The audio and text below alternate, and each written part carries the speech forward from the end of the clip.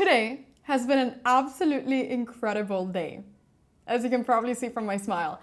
I am very, very, very happy right now because I have played 2 beautiful games in the tournament I'm playing in, Menorca Open, and I'm very excited to show them to you.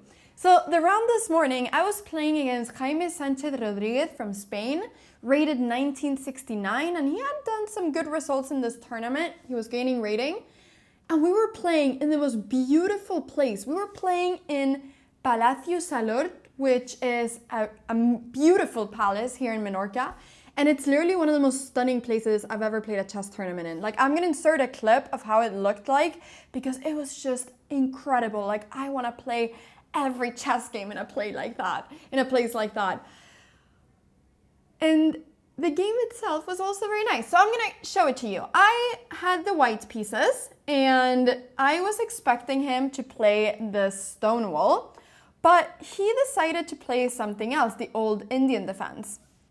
And now I played d5 and he went here e4, and this is something that I haven't really faced. I wasn't sure what the best way of playing against it is, but I thought going bishop here makes sense, pinning the knight, and then after bishop f5, I thought this made sense to get my knight around.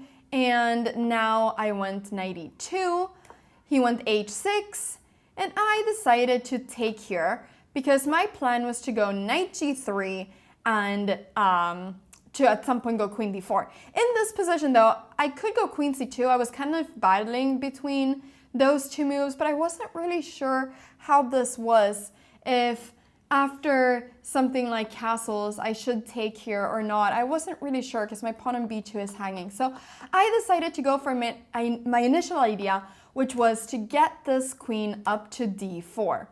And here apparently he's able to castle and sacrifice this pawn. That is the best thing he can do. But he defended, which I think makes sense. He went queen f6, with the idea being that if I take this pawn, he's able to take my queen, and therefore I lose a piece because my queen's not defending that knight anymore. And so I went for knight h5, which is the best move in this position. And I also have to say that Jaime told me that he loves watching my tournament recaps. So Jaime might be watching this, and if you are, shout out to Jaime, everybody. Yeah, so fun. He said that he was a fan and that he's watched so many of my tournaments and, you know, been rooting for me. So it was so much fun that we got to play against each other. But anyways, knight h5, he took and I was now very happy because I realized that this knight is never gonna get into a good position. So he castled, I went bishop e2, he went knight d7, I went h4. This was maybe a bit of a, wow, it's apparently the best move. Okay, one of the best moves. I thought this was a bit of a slow move, but the idea was that I didn't want him to be able to go g6 and then g5 and kick my knight away, so I wanted to kind of stop him from doing that. So h4, he went c6, and I decided to take and then go king d2. I didn't see any point in castling because I want my king to be active as it's an endgame, and so my king is way more active here than what it is over there, because if we trade all rooks, my king has a clear path to picking up these pawns. So he went rook b8, I went rook hb1, which is a move I'm very proud of. Also, if I'm stuttering or I can't like properly speak, it's because I'm so tired. It's been like 8 hours or 9 hours of chess, so I'm just a bit tired. I can feel it. I can feel it that my speech is a little like everywhere, but bear with me. But anyway, so rook hb1, I'm really proud of this move because my plan was to go rook b3, and I thought at some point if he has to trade on b3, my rook on a1 will be so strong, threatening on a7, and it'll be way stronger than what a rook on h1 would be. So I was really proud of taking this rook because it looks like such an ugly move, but sometimes ugly moves have the best soul in them, you know? So he went c5 here, and I went rook b3. This was all part of my plan, and he went rook b6, which I was more worried if maybe it moves just rook b4. I wasn't sure. But he went rook b6, and now I went knight f4 because my plan was to go knight d5. He went rook b8, and my plan continued, knight d5. And now I thought I just had a much better position because I thought that if he trades, this rook will become so active. If he goes rook a6, which I thought maybe is what he has to do, I can take and go rook b1, And sure, he can take here, but I'll just move my king. And now, you know, he has to move the knight. If he goes here, I have the stunning move, knight e7 check. And if he takes, it's going to be checkmate. And if he goes somewhere else, like knight a6, I will go rook over here, threaten this pawn, and now he will have to, you know, get some air for the king. I'll take here, and this is going to be a very strong position. Or I can even do something else maybe, I'm not sure. Maybe there's better moves such as bishop h5, but even just taking here I thought was completely fine. So I was really excited. I thought, wait, am I just winning? And I think this is a very difficult position for him to defend. If he goes rook b7, I have knight e7 check, and then I have knight c6. And now once again, I will force him to take, and my rook on a1 is going to be incredible. So I was really excited, but he took on b3, and then took my pawn. I took back. He only had 7 minutes here at this point, and I had like 25, so I felt really calm. He defended the pawn, and I attacked the next one. And now he won knight b6, which maybe he has to do, but here I'm just able to take, and he cannot take back with the pawn, because then it's checkmate. So after he took with the rook, I was finally able to win this pawn, and now look how strong my 3 versus 1 pawns on the queen side are. And my king is just so well placed here, getting ready to go king c3. So he went f5. I decided, I mean, I thought here there's many moves that win, but I thought, can I not just push this pawn? And that's what I started doing. I just went c6, and I thought if he goes rook c8, I'll go c7 and bishop a6, and there's nothing he can do. So in this position, after 29 moves, Jaime resigned, and I won the game. And I was really happy because I won with like 20 minutes on the clock, and I felt really in control of the game. And apparently I played with 96% accuracy, which is awesome. So I'm really proud of this game. And I really feel like the palace just made me play my best chess. It felt like a world championship game with how, you know, the beautiful table we had and everything was like, let's insert a little clip of this because it just felt like we were playing such an important game. Of course I had to bring out my A game for something like that. And then it was time to enjoy a little bit the city. I walked around Ciutadella, which is a beautiful city. I had some lunch there, and then I headed back to the hotel to get some rest and prepare for round number 8, where I was facing somebody that I had actually faced in the Blitz tournament I played the other day. So in round 8, I had the black pieces against Antonio Mehmedov, rated 1764, but who was performing way above his rating, gaining lots of rating. He drew some 2100 player, but like I said, I beat him in the Blitz tournament the other day. Well, I didn't say that I beat him, but I did play him and I won that game. So coming into this game, I felt confident because I've already won against him once.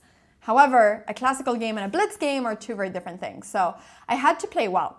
Now, this once again ended up being an opening that I wasn't expecting. There's literally just been one game where my opponents have done what I expected. But anyways, it ended up becoming an Alapin. I never like to take here. I don't like getting into a Smith-Morra gambit. Also, I feel like people that play gambits like this, they love playing gambits, and so I don't want to allow them to get a gambit.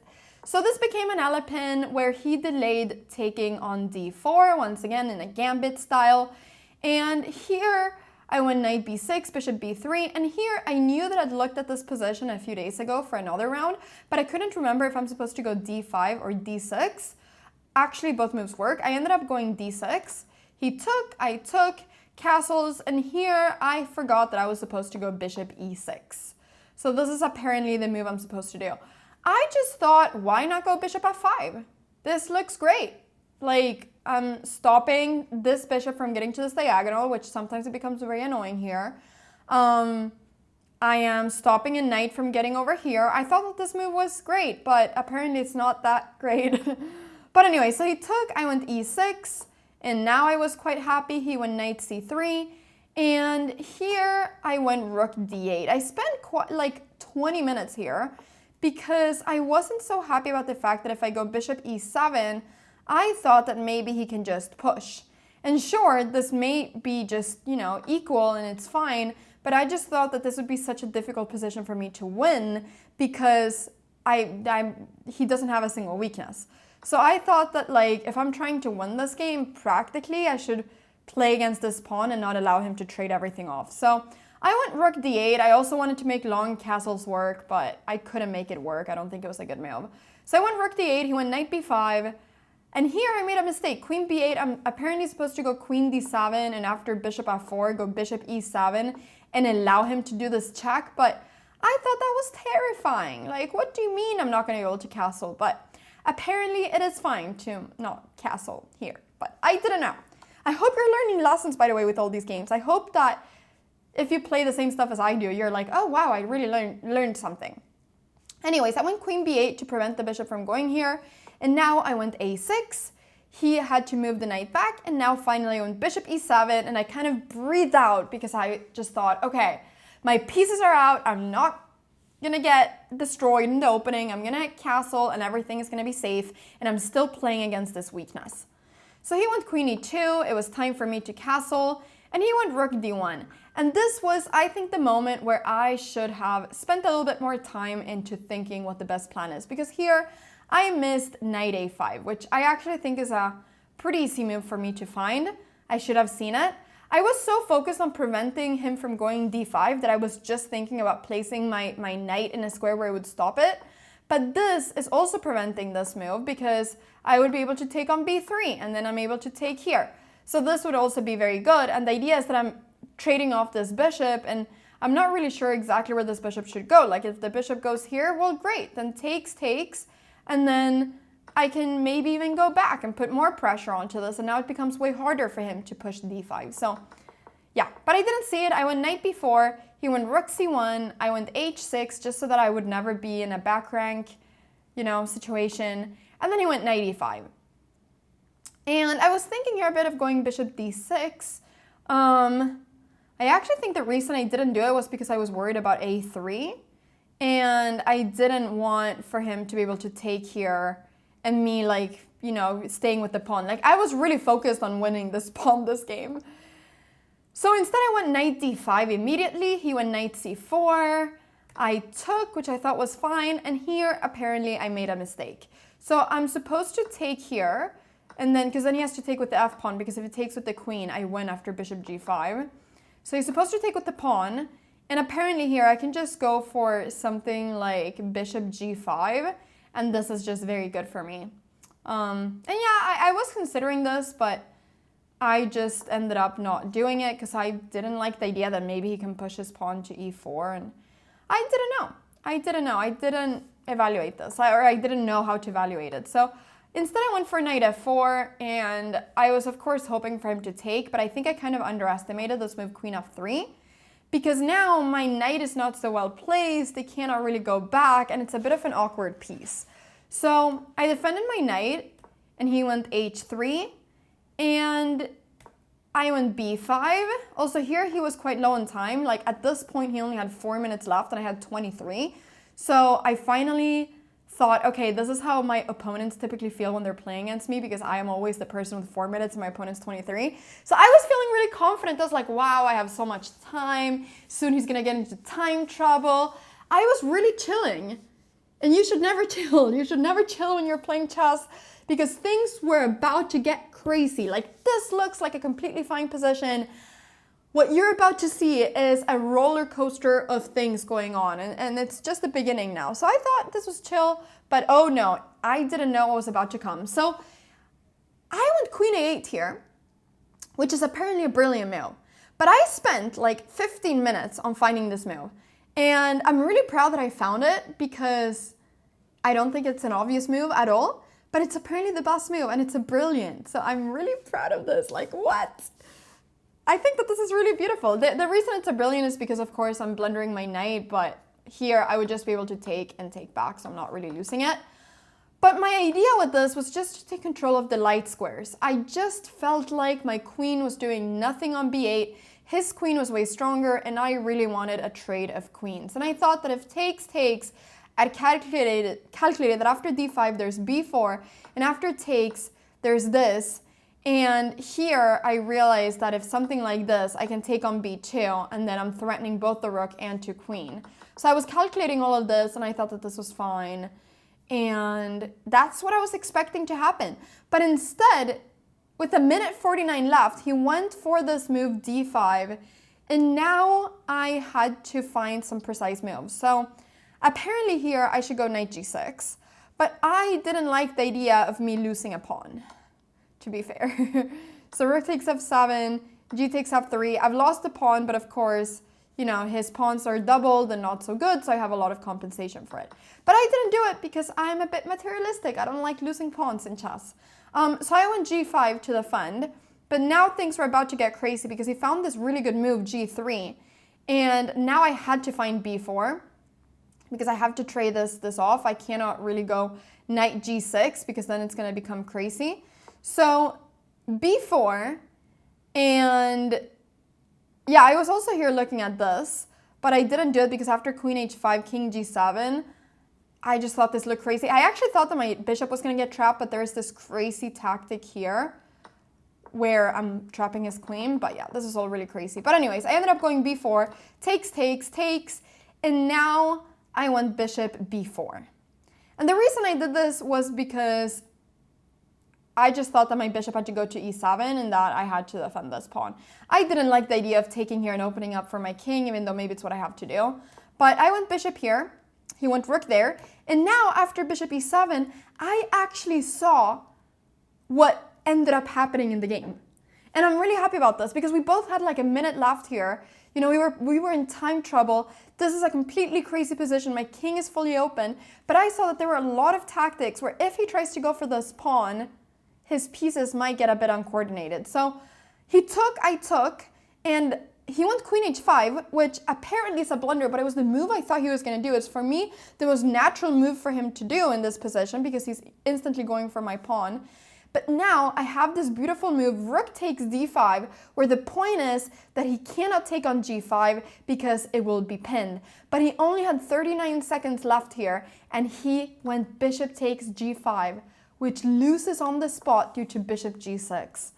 So he literally like made that move with a second left. It was crazy. And now after queen f3, I took his bishop. He's going to be losing more material as well because his queen is hanging. And if bishop here, I can take the queen and it's pinned. He has to sacrifice the queen. And in this position, my opponent resigned.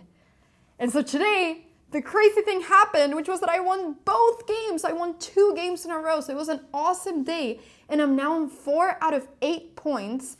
I'm gaining 5 points of rating. I'm performing like a 21-20. And tomorrow, in the final round of the tournament, I'll play a stronger player. And if I win, I will literally have an incredible tournament. I'll gain lots of rating. If I draw, I'll gain quite a bit of rating too. And if I lose, I will stay with the rating I have now. So the tournament can only go good, very good, or incredible. Those are the 3 results, and that is amazing. So tomorrow, I will be playing my final round in the morning. It's going to be an early round, 9:30 a.m. So I hope to see you there live, and please wish me luck because I'm going to play someone really strong. Okay, I hope you enjoyed watching these 2 games. Thank you so much for watching and have a beautiful, amazing, incredible day. Bye-bye!